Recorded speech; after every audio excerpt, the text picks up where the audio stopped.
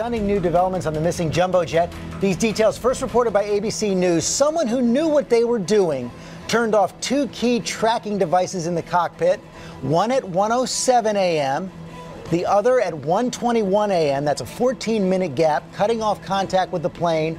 And what this gap suggests is there was no catastrophic failure. It was a deliberate act done by someone taking over this plane. And what it also says is that those extra 4 hours after that last contact mean that the plane could have flown anywhere for thousands of miles.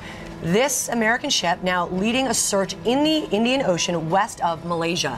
And David Curley is here today with all this brand new information. Good morning, David. Good morning, George. This is a massive expansion of this search area. If you look at the map, 4 hours at 600 miles an hour, you're talking about a 2,400-mile area that now could be considered part of the search zone. But we have also learned from U.S. sources that they believe some of the communication systems, as you mentioned, were intentionally turned off at different times, meaning this was not a catastrophic failure.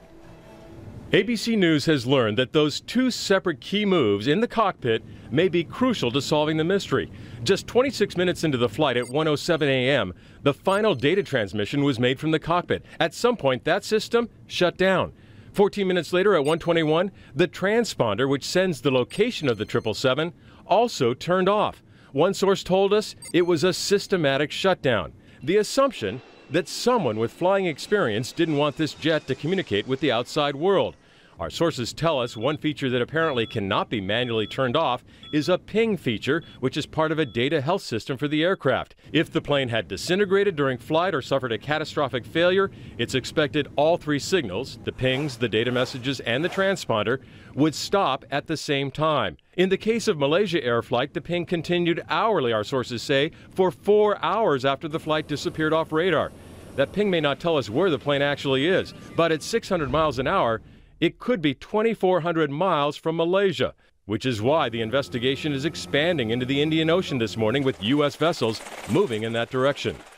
And George, this is a very big ocean, and it's even deeper than some of the places that we found the wreckage from the Air France accident several years ago. And we should emphasize right now this idea that it was a deliberate act, potentially sabotage, the leading theory, but not the only theory. Absolutely. This is a possibility there was still a fire, could have been some cargo problems, could be that the pilots were lack of oxygen, had hypoxia, and actually passed out.